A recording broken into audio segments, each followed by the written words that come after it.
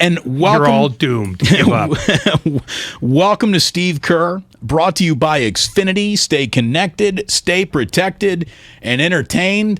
And, Coach, thank you for joining us. We have been entertained. What a lead you guys have. What a series so far you find yourself in. Thank you for joining us today. How are you? I'm doing well. Thanks for having me. I mean, that's a very enviable position, being up 3-0, a game away from a 6th NBA Finals appearance. When you think about, Steve, what has brought your team back to this moment, here you are again, playing some of the best basketball of the year at the perfect time. How do you think it happened? Is there a particular moment that you think unlocked all of this to be a possibility once again? No, I don't think it was one moment. I think it was, really an accumulation of a lot of work, mostly from our players, but also organizationally, over the last couple of years, just making the right moves and players and working with coaches and training staff to develop and we just got healthy. The past couple of years, the injuries have taken their toll, but I'm really proud of the way the group kept working the last 2 years to put us back in the position we're in now, and the guys are really taking advantage of it. You have done, you do more media, and the obligations increase by the day the further you go. What is the theme, Steve, that you've grown most tired of, either dispelling or just wish people would understand about your team as you politely try to repackage what I'm guessing is the same answer over and over again when you get the same question repackaged at you over and over again? What are you just tired of addressing? Well, nothing now. I mean, it's when you're winning, it's great. Everybody tells you you're great, and the questions are a lot easier. And I suppose if I had to really be transparent, I think the last couple of years, hearing from a lot of experts that we needed to run a lot more pick and roll was a little bit annoying at times. Because I know that with this group. The way we play with the ball movement, with the talents of Steph and Clay and Draymond, we've built something really special and sustainable, and it's just great to be able to go back out there and watch these guys play the way they play, because I think it's really effective basketball, and when we're all healthy, it's beautiful to watch. Given as many players as you've used in this postseason, and how many varied ways they've been used, do you sometimes feel like you have more tools than you need, or that maybe it's a hard way to figure out how to use all the things you've got at your disposal in any given game? Well, I mean, there's never such thing as too many tools, as a coach. I mean, winning is all about talent, and we've got a lot of talent, obviously. The ability to look down the bench and to bring in a number of players who are really talented and can impact the game. That's just a huge luxury. So I think the hard thing is sometimes figuring out which players to use, because we have a lot of guys who are worthy. Whether when you start looking down the list, down the bench, we've got a lot of guys who have contributed throughout the year, whether it's Damian Lee or J.K., Moses, the rookies, Bielitsa, Damian, I mentioned. All these guys are capable and talented and can help us, but we have to try to decide, which matchups make the most sense for which guys. Warriors head coach Steve Kerr, can you tell us a little bit more about Moses Moody's inclusion here in your rotation? I think he's played a little bit more than anyone really expected after, how you used him in the regular season. And he said, you got a lot of reviews from your locker room by the guys that matter saying he's, wise beyond his years. He's earned these minutes. What did he do to earn these minutes, and how does he fit for you in this series? Well, he's very professional in his approach and really worked hard all season, embraced everything, whether it was the work in the training room and the weight room or his stints in Santa Cruz. He's just very professional, and he's really an ideal 3-and-D guy in the modern game. You know, he's big and strong. He's got a good wingspan, shoots the ball well, and in this series, you know, which is a very kind of switchable series with the way Dallas is playing, we need a guy like Moses out there who can switch and make shots and make smart plays when they start doubling Steph. So he's been a good fit. If you were the sort to save up I told you so's, and I don't know if you are or not, maybe you are secretly, but how many would you have saved up for people who wanted to tell you about Kevon Looney or Andrew Wiggins? I think, I mean, you guys know I've always been Kevon's biggest fan, and he's just been so rock solid for us over the years. And I think the hard part for people out there is they see the games on TV and that's it. But, being a great team has a lot to do with what happens in the locker room, how guys interact with one another, the leadership, the internal leadership that you need. And, Loon has been such a big part of that the last couple of years, especially as we've transitioned into this era where we're trying to bring along these young guys. And so Loon is a big part of our foundation. And then I think with Wiggs, you're really getting a look at why you have to have, big two-way players. And we knew this from going to the finals 5 straight years. You get to the playoffs, it's survival out there defensively, and you have to have guys who can take on the physical toll of guarding the world's best players. And so the trade for Wiggs was all about that, all about his two-way ability. And what's been great is just to see his development, to see him embrace everything that's come his way, every challenge. And I think he's playing the best basketball of his life right now, and we absolutely need it going against Luka Doncic. It's a development I don't think anyone really saw coming, maybe other than you and your coaching staff. We almost have a two-way Loon going at this point. The way that he's been able to contribute offensively, he's averaging 13 points here in the Western Conference Finals.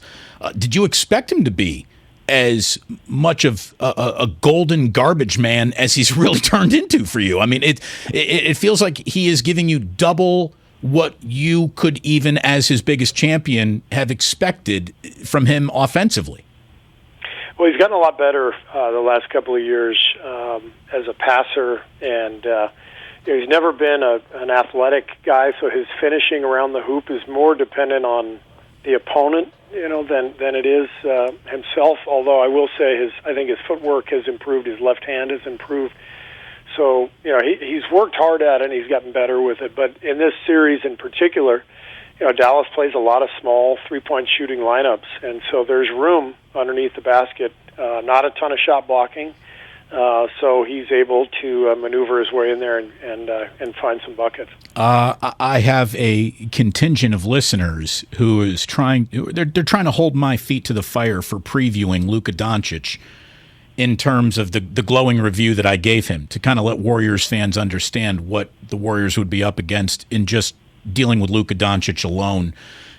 Everyone sees now your 3-0 lead and is trying to tell me I'm wrong. Luka is overrated and is not ready, and I just think that that's absurd. Are you watching what this man is doing kind of by himself? And I would think that maybe you could address this even better than I can, since you have seemingly cooked up more different defenses to slow that young man down than you have thrown out against any player I think I've ever seen you coach against, LeBron James included. Yeah, we're trying to throw a lot at him because that's how good he is. You just can't let him get into a comfortable rhythm because he just shoots any shot he wants. He's got the step-back three, he's got the fadeaway mid-ranger, and he can get to the rim using his strength and leverage to create shots at the basket. So he is an absolute handful, just a brilliant young player, and our defense is really geared around him and his talents, and then obviously they surround him with really good three-point shooting. Got a couple other good playmakers with Brunson and Dinwiddie, so we're just trying to do our best to limit what they do, knowing that they're very capable of doing what they did in Game 2 and making 23s or whatever it was. So it's a very difficult job. Wiggs is doing a ton of work trying to stay in front of Doncic, and he's it's funny. Like, I thought he did a great job last night, and Doncic had 40 points. So it's one of those things where some guys are just so good that you can only do so much. But as long as what we do is enough to win the game, that's the only thing that we care about. In your wildest, most drunken dreams, would you have imagined that you guys would be as dominant on the boards in this postseason as you have been, given the fact that you're supposed to be too small? Well, remember, we had a good rebounding season. We were, I think, in the top 10 in rebounding percentage. I think it was a surprise against Memphis, given that Memphis was the number one rebounding team in the league this year and has a massive front line and athletic wings. So that was surprising to me. But all in all, we've been a good rebounding team all year. And so I think the fact that it's continued in the postseason is it should not be a shock. Steve, do you and Bob need to trade for a big at the deadline? Oh, boy. Yeah. Maybe that was the question. That was what I should have answered when you asked that question at the beginning of this interview. Steve Kerr here on 95.7 The Game. There's been much made of and even a significant fine levied against the Dallas Mavericks for their bench behavior. What do you think of their bench's behavior, and at what point does a fine become unnecessary and like maybe a technical foul be assessed on that?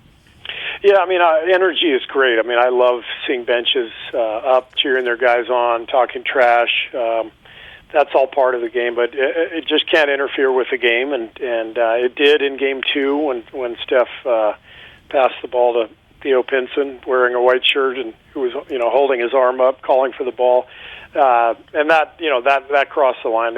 Everything else is fine. You love seeing players engaged. I don't know that I'd want to sit in the seats behind the bench. That wouldn't be great, but it's I got no problem with it. Like I said, as long as it's not interfering with the game. Speaking of down in front, the beer vendor that tripped Curry right before the half, is that breaking the vendor code? It reminded me of the old Curb Your Enthusiasm. Larry David. Shaq. Yeah, that was the access that everybody has now is it seems like everyone is just closer and more intimate than ever before in terms of just being on top of the game, whether it's actual people 2 feet away from the action, or getting interviewed during the middle of the game, or having the microphone in the huddle, or a camera in the locker room. Well, it's just with the way we sell the game and promote the game, it's very, very intimate, and most of that is really good because it provides an incredible experience for the fans. But I agree with Steph. Just wait till halftime to serve the guy the beer, and I'm sure he'll be fine. Are you upset at all that he didn't order one for you on his way off the floor? 100%. Toward that end, though, I mean, it does seem as though fans are being allowed to sit closer than they used to, and that sort of in-person, bar service is now, almost, ordinary in most NBA arenas. Is there any movement that you know of, either to try to move those seats back or take out a row? Well, I know not take out a row. That's money. That would never happen. But would you want to see the Players Association ask for just maybe another couple of feet around the floor so that Stephen Curry isn't jumping over the guy with an ice tumbler just to get down court? I don't think so. I think it's fine the way it is. I don't think there's been much precedent in terms of injuries. In fact, remember last year, Steph got hurt in Houston because there weren't any fans at half court, and he sort of backed up expecting to be held up, and he ended up landing on the in the pull away stands, behind the area where the fans would normally sit. But because of the pandemic configurations of the arena, there was nobody there, and he ended up getting hurt there. So I'm fine with the current way it's formatted. It's amazing how much we have wiped from our memories of those 2 years of Warriors basketball based on what we're getting from you and your team now, Steve. And here we are once again. You know, I can't imagine how many times Phil Jackson in the playoffs would go 16 minutes into an interview without getting a bona fide question about his best player playing in the series. And here we are, about 17 minutes into this interview. And we haven't even really asked you a serious question about Steph Curry. And I think that is just reflective of the unselfish, just egoless, true superstar that he's become. He is the ultimate winner. He's one of the ultimate winners in the history of this league. Can you tell how much fun he is having now on this run? And did you think that he really thought it might get back to this as soon as it did? It's easy to tell that Steph is having fun. I mean, I think that's one of his most appealing characteristics that fans latch onto is just his joy, his love for the game. And he's also one of the world's great competitors, which maybe people don't see as much of. So when you combine those two things, you've got the perfect playoff performer, because that's what guys live for. They're built that way. So Steph is just thrilled to be back. He is playing at such a high level, doing everything we need from him, night in and night out, leading us in such a incredible manner. It's just wonderful to see him doing his thing out there. Is this a night where you watch Miami and Boston, or is this a night where you take the night off and just think quietly about your team without looking at any video and just unwinding? No, I watch. I'll be watching for sure, and probably have a beer and have some dinner and think about our team later after the other game. How many beers do you have when you think about your team? Now it's getting too personal. Really, Ray's obsessed with your personal bar tab here. I have got a question, Steve, if you'll indulge me, because I cooked up this theory as the basketball world is just getting to see the Warriors again and how you guys play so unselfishly, and the ball movement and the motion offense that is so rarely run at the professional level. And that's why it feels like so many teams are unaccustomed to seeing what it is you do. Is there some Bob Knight in there? I mean, it feels like I'm watching some tic-tac-toe interior passing that might have been, Allen Henderson and Damon Bailey. And it just feels like the offense is so motion-based. I'm watching some old Indiana Hoosiers basketball. I'm wondering if there isn't any tape that you have pulled out recently to demonstrate motion offense, because it feels like that's what you're throwing at. I mean, it's a pure, and I don't say this word negatively, it's a college motion offense built on player movement, getting to a space, vacating space, everyone having the right spacing. It's gorgeous what you're doing again. Well, I appreciate that. I think we have an offense that is definitely unique. In no way, shape, or form was it informed by Bob Knight or Indiana. I can tell you that. I'm projecting, aren't I? You may be showing your Indiana roots a little bit, but no, really the offense comes from kind of the combination of influences that I've had in my career. A lot of triangle stuff from Phil Jackson, some San Antonio actions, it's kind of side-to-side ball movement from Pop. When Alvin Gentry came here, he brought some of the actions that he and Mike D'Antoni ran in Phoenix, and so there's an influence there from all those people. But trying to tailor it to the modern game with all the 3-point shooting and the high screen and roll but the biggest thing is just the personnel that we have. We've got Steph and Clay, two of the greatest off-ball shooters on earth ever.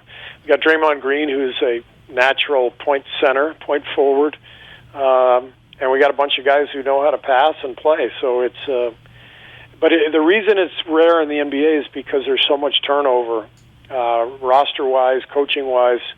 So I think our continuity is just really crucial to our style, and but it's mostly based on personnel and the talent that we have, which we're just incredibly blessed to throw out there every single night. Can we get an Otto Porter Jr. update from you, please?